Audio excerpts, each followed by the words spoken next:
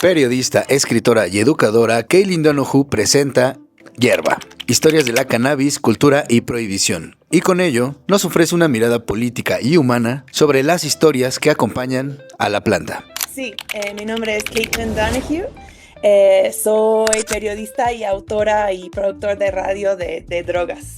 Este libro, Hierba, historias de la cannabis, cultura y prohibición, cuenta 17 historias, me parece que son 17 historias. Y dentro de estas 17 historias quisiera comenzar preguntándote, ¿qué fue lo que más te llamó la atención? O propiamente dicho, ¿cuál fue el mayor aprendizaje que tuviste al escuchar pues todas estas voces que integran el libro? Pues es una pregunta muy buena, pero también un poquito difícil, porque este libro está basado en como 15 años de periodismo canábico. Lo que queríamos hacer fue pues usar la cannabis para sugerir también cuestiones como más general. O sea, ¿qué es una droga? ¿Qué es la prohibición? ¿Para qué funciona la prohibición? Entonces lo que buscábamos hacer o lo que busqué hacer fue como encontrar gente que tiene como experiencia profunda con la droga por todos lados en este hemisferio. Al principio iba a ser un libro sobre todo el mundo, pero luego pues llegó COVID y nos limitó un poquito el panorama. Pero me enseñaron muchísimas cosas realmente, pero creo que algo que conecta muchas de las entrevistas es que las drogas, como muchas cosas en nuestra sociedad, no tienen una definición flexible. O sea, una droga no es como necesariamente una cosa que tiene un tipo de efecto en la vida de la gente que lo utilicen o la vida de la gente que lo impactan. Más bien tiene que ver con el contexto que nosotros como seres humanos lo damos. Las drogas no tienen como su propia propósito de vivir y así como son sujetos pues sin vida, ¿no? Entonces como me hace pensar mucho en ese concepto de la guerra contra las drogas, porque pues las drogas no pueden pelear, las drogas solo están ahí y nosotros los humanos lo utilizamos para nuestros fines. Sí, precisamente esta guerra que se ha emprendido en contra de las drogas y principalmente contra la marihuana, ¿no? Que es como que uno escucha drogas y luego piensa en la marihuana, ¿no? Tanto en ambas partes de la frontera, tanto allá en Estados Unidos como aquí. Y que aquí en México pues ha sido lamentablemente muy triste desde 2006 que comenzó la guerra contra el narcotráfico aquí en México. Y que bueno, pues ahorita ha llegado a un nuevo espacio, a una nueva escalada en este conflicto de ambos lados, ¿no? de la frontera. Por eso quería comenzar con esa pregunta, pero también creo que, y lo abordas en el libro desde el comienzo, la educación que se les da justamente desde las generaciones más jóvenes hasta las mayores, pues siempre ha habido como ese tipo de criminalización hacia la droga en sí.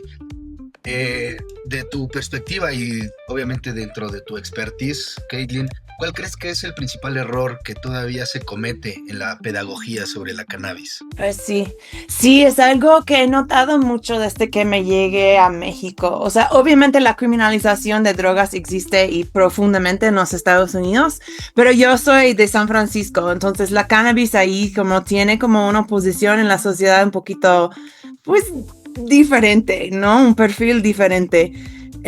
Cuando llegué a México en 2014, me acuerdo de que como vine con una mentalidad pues súper gringa. Ahora lo sé que es algo muy gringa, ¿no? Y como percepciones muy de California sobre la cannabis. O sea, allá yo compré de los amigos de mi papá mi marihuana, ¿sabes? Entonces era como algo muy hippie.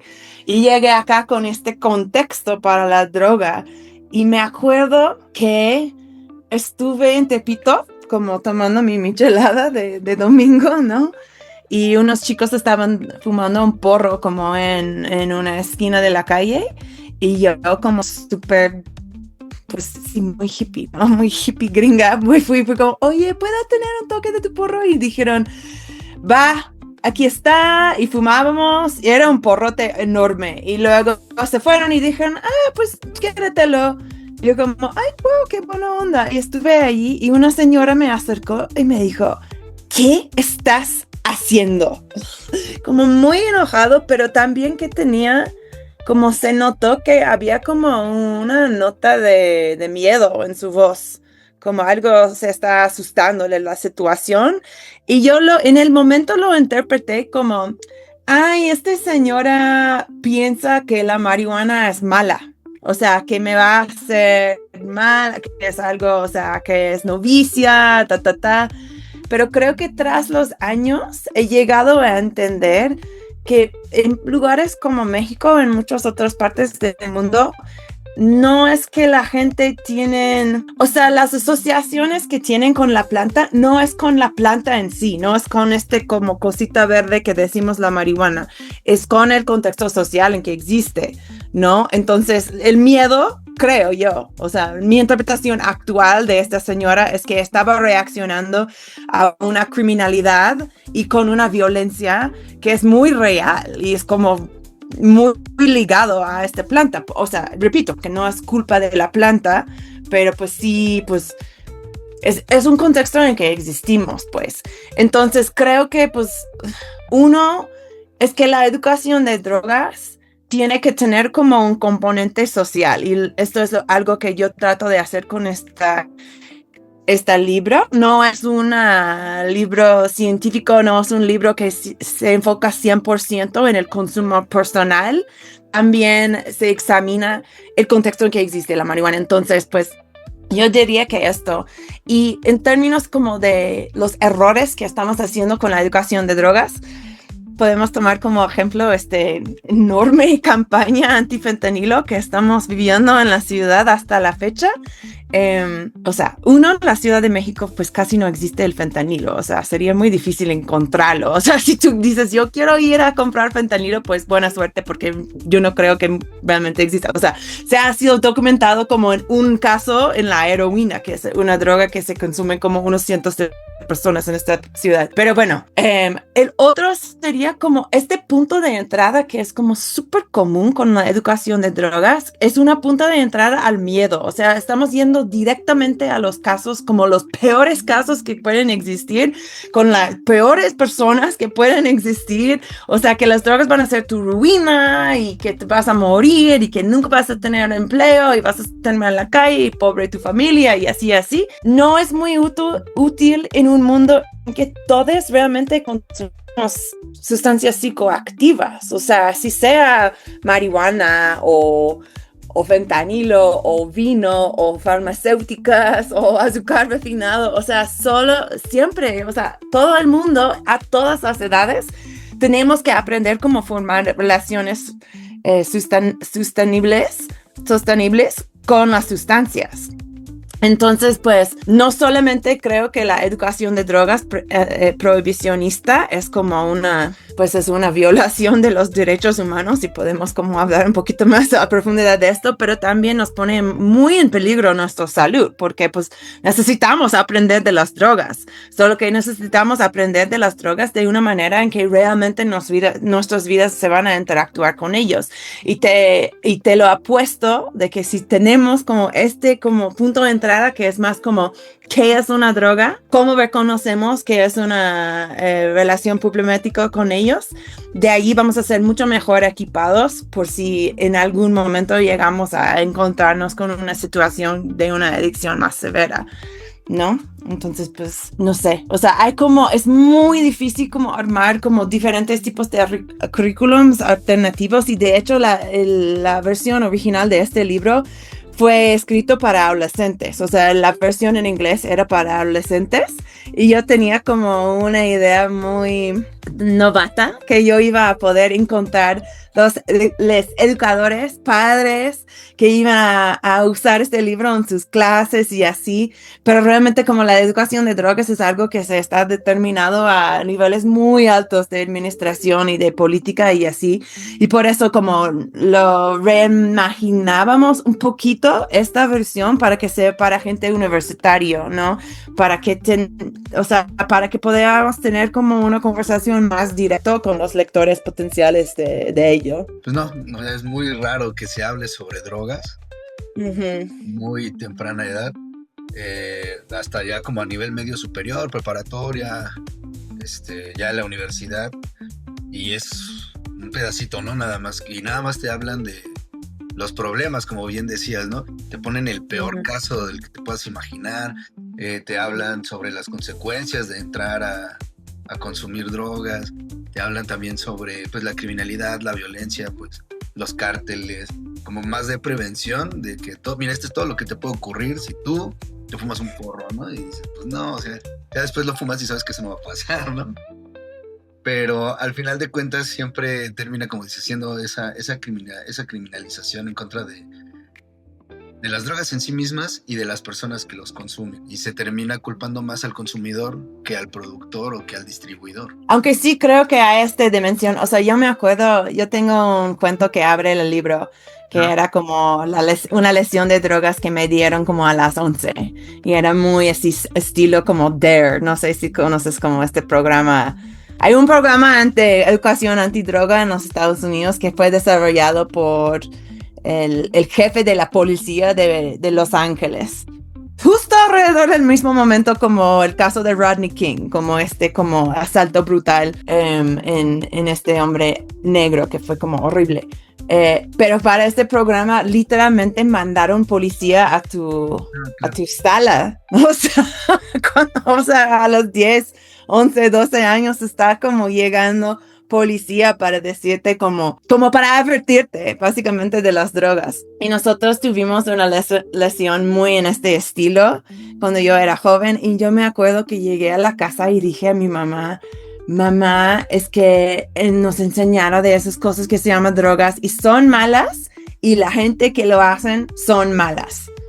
Y yo como me acuerdo súper bien de cómo lo dije a ella, porque era como, no sé, me da de entender para que la educación de drogas no solamente es sobre las drogas, es como una manera muy temprana de empezar a enseñarnos como lecciones de racismo, de elitismo, de punitivismo.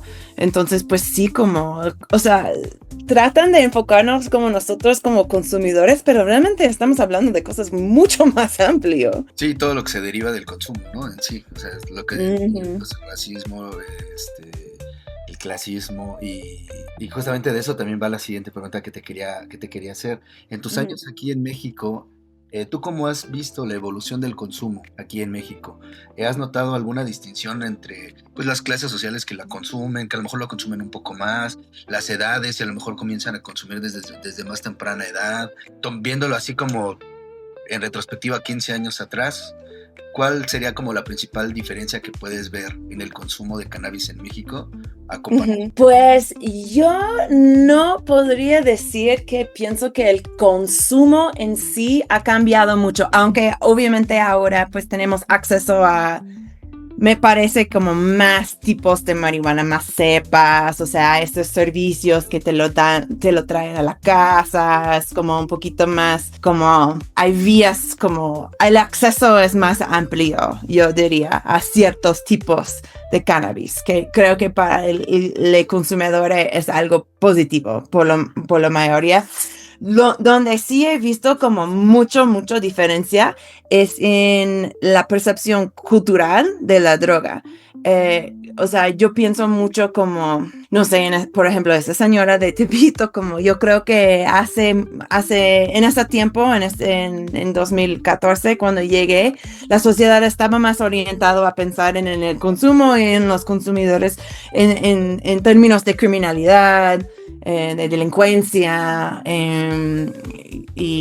y así, como no creo que la gente sabía tanto de la planta en sí, era más como las asociaciones con la planta.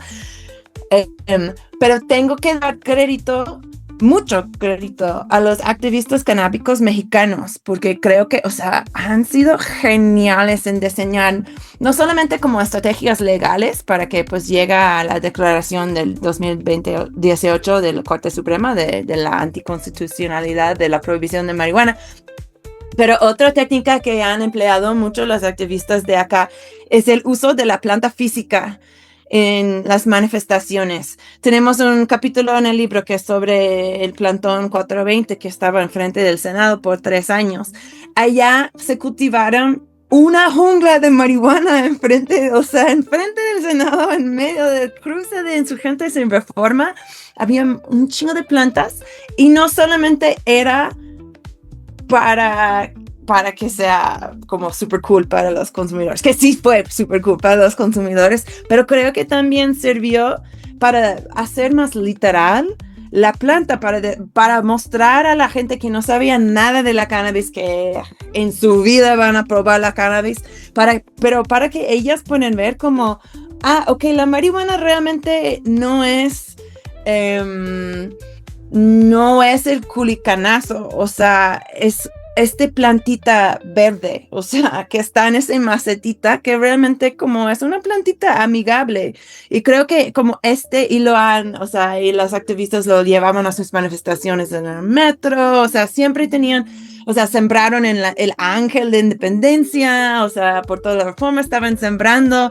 Y creo que usar la planta física para como recentralizar este debate y reconfigurar la imagen de la planta en la mente de la gente, yo creo que sí fue efectivo. O sea, yo sí creo que la gente, o sea, obviamente seguimos con nuestros vecinos que van a decir que van a llamar al ministro público por nuestro consumo, claro, pero existen esas personas, pero creo que por lo general ese tipo de gesto sí ha ayudado a cambiar cómo pensamos en la marihuana acá. Y en esta misma línea, Caitlin, pues como dices, ¿no? México tiene una gran historia, una larga tradición con la planta, lo mencionas también en el libro, desde que pues a lo mejor el primer registro que se tiene del consumo en México fue con la llegada de la cannabis a través de los españoles, pues, más de 500 años ya.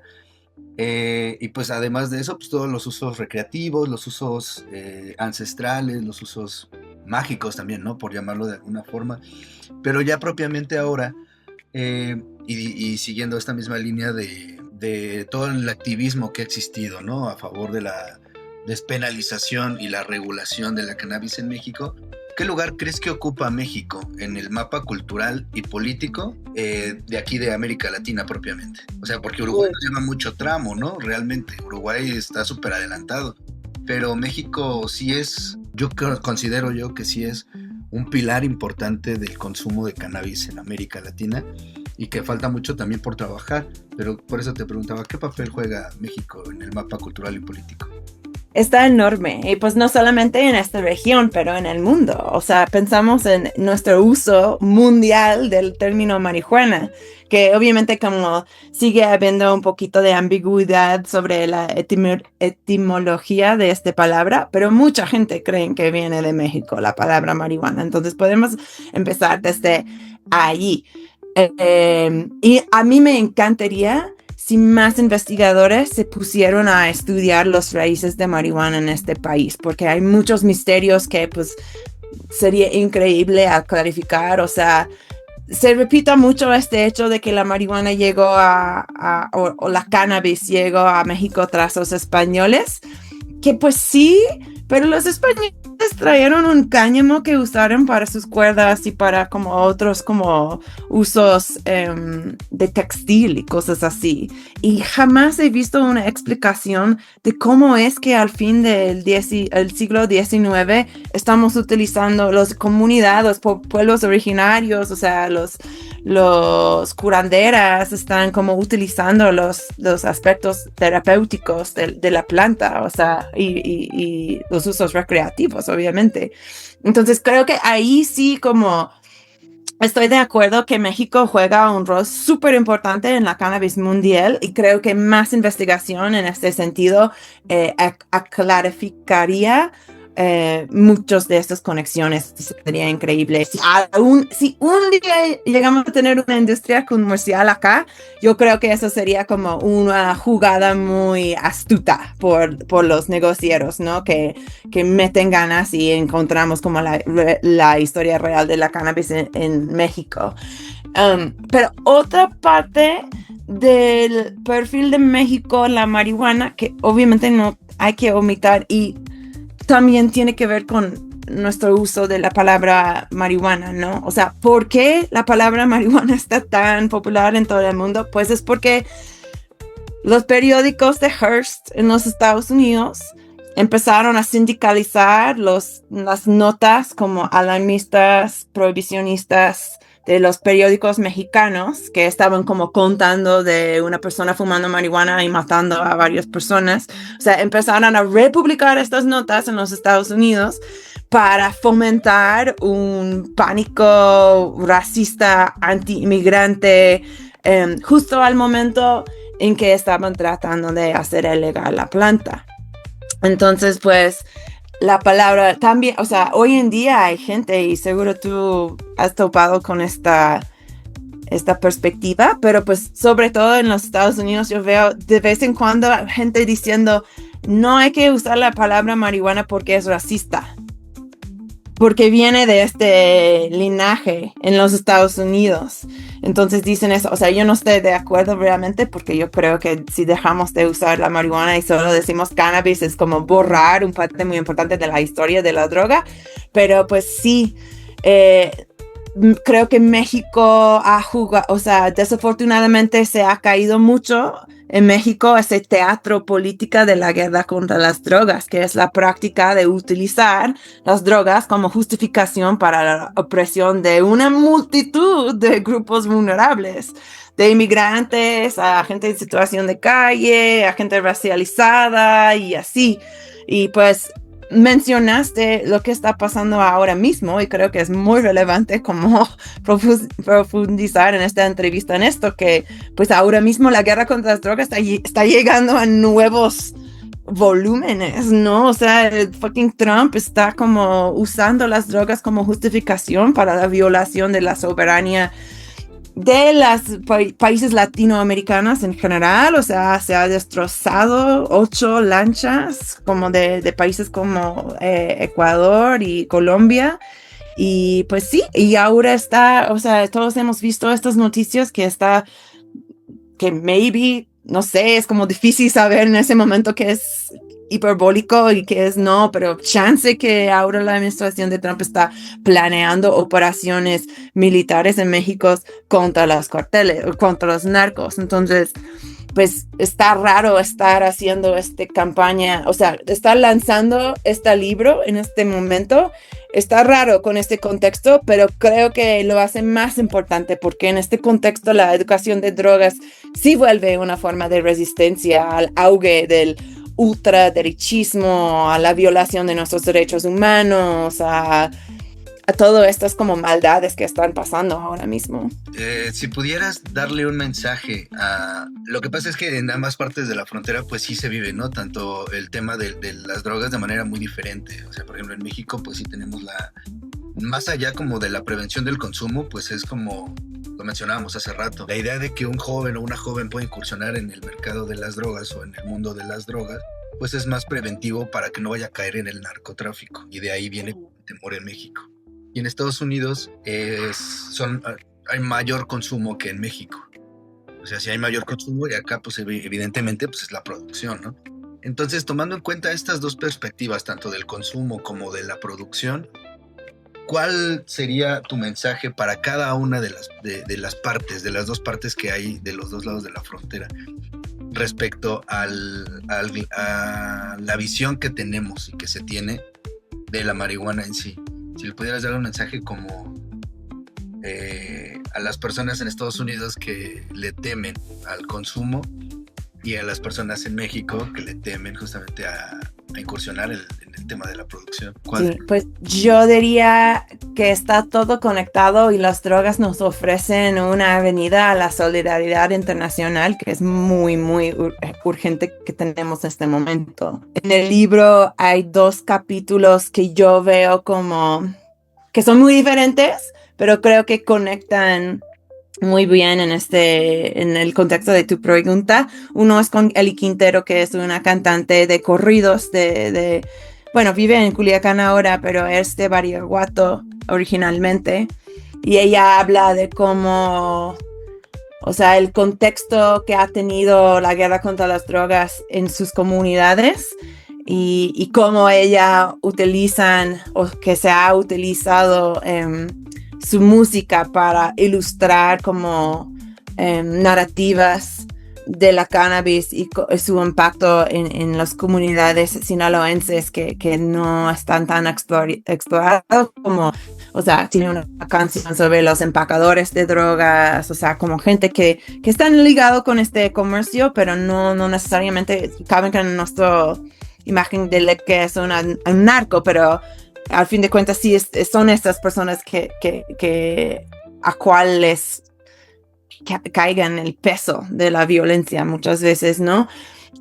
Y luego al otro lado de la frontera tenemos el capítulo de Mauro Melgar, que ahora es dueño de un taller de automecánica, pero cuando tenía 17 años fue detenido por la policía con 2 onzas de marihuana. Era un vendedor entre sus amiguitos del high school y le mandaron al cárcel de gente adulta para 1 año para hacer esto, que es como, pues se sabe que es un destino de muchas personas racializadas en los Estados Unidos, ¿no? Entonces es como interesante pensar en cómo, o sea, como los asesinatos, las desapariciones, o sea, todo, la impunidad, la corrupción que los mexicanos sufren acá, está como reflejado en encarcelamiento masivo de gente en los Estados Unidos.